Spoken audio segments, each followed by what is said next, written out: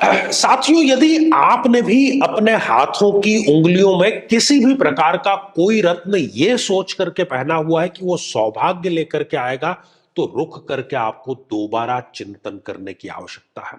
क्योंकि हमने ये पाया है कि जब भी पर्सनल कंसल्टेशन के दौरान मैं किसी से मिलता हूं और मैं उनसे पूछता हूं कि भाई ये रत्न आपने किस लिए धारण किया हुआ है, ये तो एक अति मारक ग्रह है आपकी जन्म पत्रिका में, तो वो कहते हैं कि फला फला इन्होंने हमें बताया था, या मुझे पद की आवश्यकता थी तो मैंने माणिक्य धारण कर लिया, या मुझे शांति की आवश्यकता थी तो मैंने मोती धारण कर लिया। ये गलत सारी प्रैक्टिस है। अपने जीवन के साथ में ऐसा खिलवाड़ मत करिए।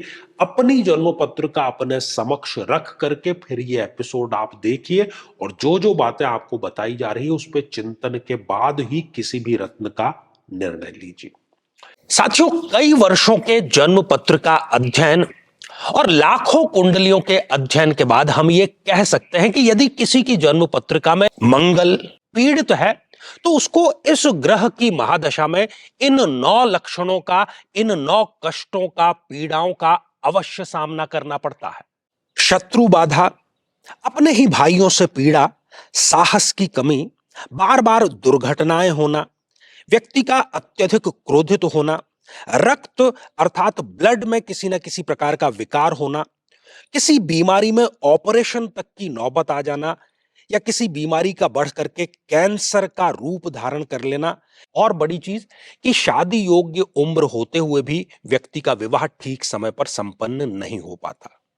लेकिन साथियों, यदि आप भी इन सभी कष्टों से स्थायी और सटीक मुक्ति प्राप्त करना चाहते हैं, तो उसका तरीका है इस ग्रह की महादशा मंत्र साधना दीक्षा, जो विशेष रूप से आपके नाम, आपकी जन्म तिथि के अकॉर्डिंग की जाएगी।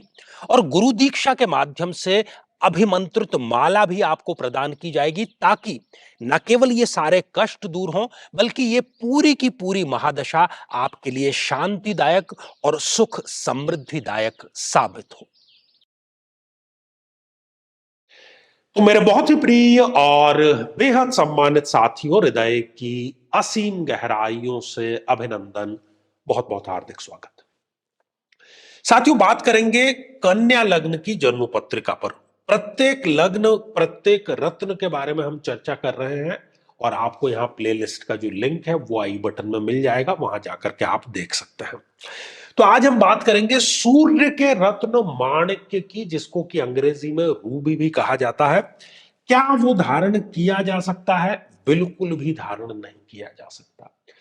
कन्या लग्न की जन्म पत्रिका में सूर्य द्वादशेश है, एक अति मारक ग्रह है, और किस स्थान पर वो पहनने के बाद में क्या रिजल्ट देगा, इसी पर हम चर्चा कर रहे हैं।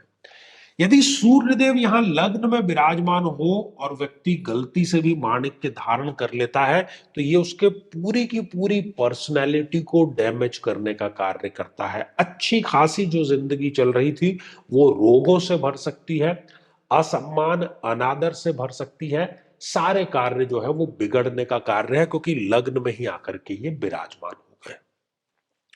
साथियों, नीच राशि के होकर के यदि इस द्वितीय भाव में सूर्यदेव विराजमान है और माणिक्य यदि धारण कर लिया, तो धन भी जाएगा, परिवार भी जाएगा, और जो वाणी है उससे स्वयं ही आप अपने बनते हुए काम बिगाड़ने का कार्य करेंगे।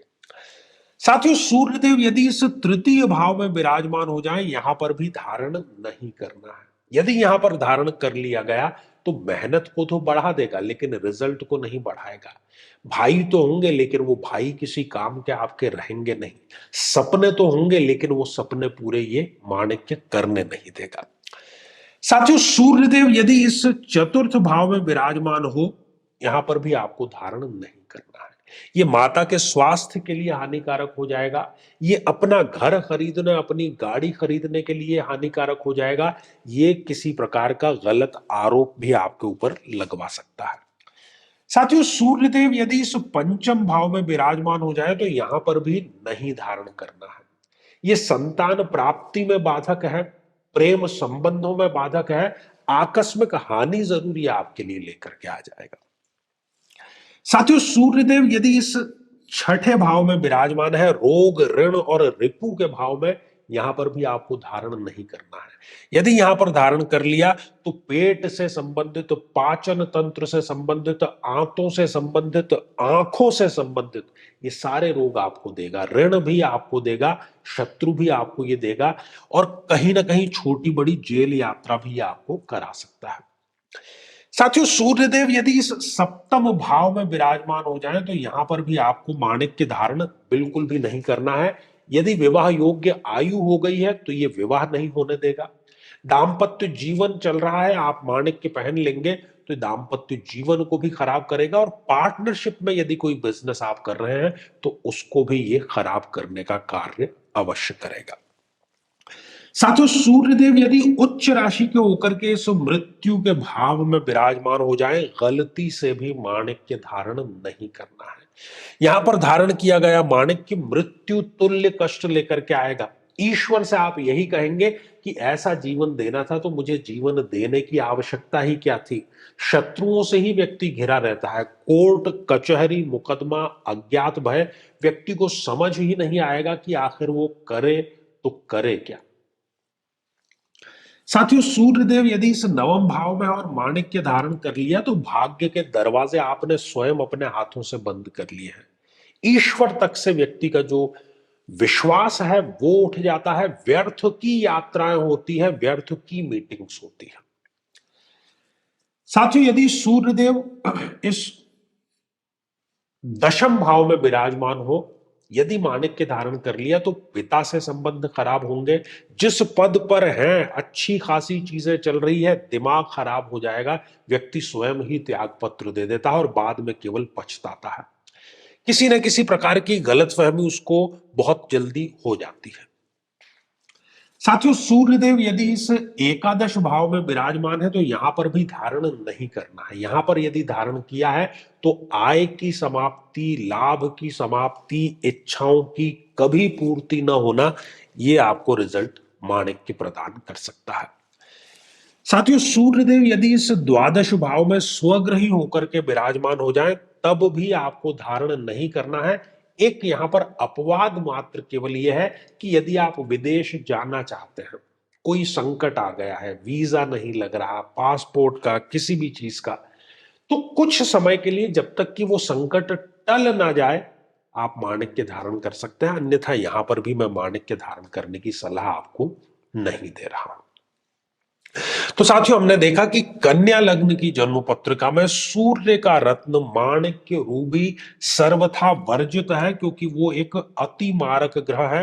अंतिम निर्णय आप स्वयं कीजिए, अपनी कुंडली खोल करके देखिए, पैसे खर्च करके आपको मुसीबत मोल लेना है या फिर अशांति, आप स्वयं इसका निर्णय ले सकते हैं। तो साथियों, अब समय है आज के हमारे कमेंट को शामिल करने का, और आज का कमेंट हमें प्राप्त हुआ है शिवांशी पाल जी का। भगवान जी हमें अखंड सौभाग्य देना, मैं सदा सुहागन रहूं, मैं जब तक सांसें हैं तब तक सुहागन रहूं।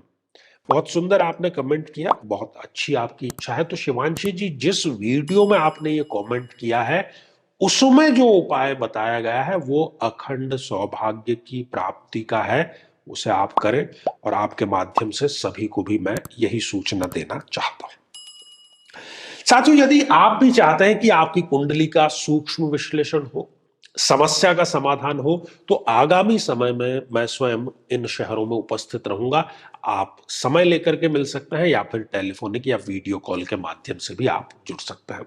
और यदि आप चाहते हैं कि आपके किसी एक प्रश्न का आपको निःशुल्क उत्तर मिल जाए तो प्रति शनिवार हमारा विशेष कार्यक्रम लाइव के माध्यम से यूट्यूब पर ही प्रसारित होता है दोपहर 3 बजे। लेकिन उसमें शामिल होने के लिए आप हमारे इस वीडियो को हाइप करके और उसका स्क्रीनशॉट दिए गए व्हाट्सएप नंबर पर जरूर भेजें। श्रृंखला हमारी जारी है, बेहद वैज्ञानिक और सटीक श्रृंखला है। तो आज के लिए केवल इतना ही, और इसी मंगल कामना के साथ में कि आप सभी स्वस्थ, समृद्ध और शांतिपूर्वक जीवन व्यतीत करें। नमस्कार।